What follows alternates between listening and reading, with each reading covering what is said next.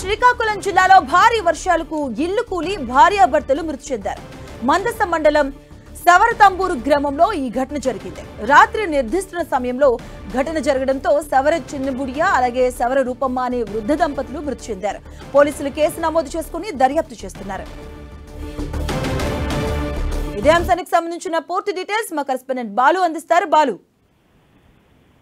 మాధవి, బంగాళాఖాతంలో ఏర్పడినటువంటి వాయుగుండం తీవ్ర నష్టాన్ని శ్రీకాకుళం జిల్లాలో మిగులుస్తుందని చెప్పుకోవచ్చు. ఇప్పటికే అనేక వేల ఎకరాల్లో పంట పొలాలన్నీ కూడా నీటి మునిగిన పరిస్థితి. మరోవైపు ఈ మందస మండలం సవరతంబూరు గ్రామంలో దారుణమైన ఘటన చూసుకుంది. నిన్న రోజంతా పడినటువంటి భారీ వర్షాలకు ఒక ఇల్లు అయితే పూర్తిగా ధ్వంసమైన పరిస్థితి. అయితే అర్ధరాత్రి పూట ధ్వంసంతో ఇంట్లో పడుకున్నటువంటి సవర రూపమ్మ, సవర చెనబుడి అనేటువంటి ఇద్దరు దంపతులు అయితే వృద్ధ దంపతులు అయితే మృతి చెందారు.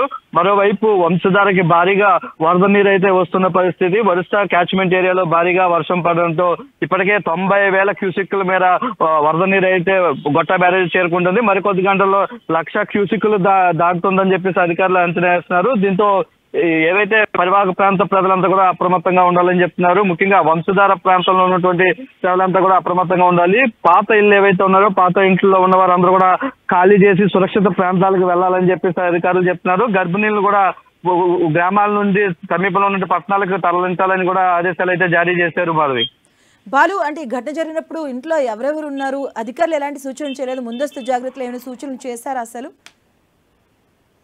గత 2 రోజుల నుంచి కూడా అధికారులు ఆదేశాలు జారీ చేస్తున్నారు, గ్రామాల్లో చెప్తూ ఉన్నారు. అయినప్పటికీ ఇది పూర్తిగా సముద్ర మట్టానికి చాలా దూరంలో ఉన్నటువంటి ఏజెన్సీ ప్రాంతం మందస మండలం అనేది. ఈ మందస ఏజెన్సీ ప్రాంతంలో కురిసినటువంటి భారీ వర్షాలకి ఈ వృద్ధ దంపతులు అయితే గ్రామంలో ఉంటున్నారు. వారి మీద ఇల్లు పడిపోవడంతో వాళ్ళు అక్కడక్కడే మృతి చెందినట్టు అయితే గ్రామస్తులు చెప్తున్నారు. మరి రైట్, థ్యాంక్ యూ బాలు.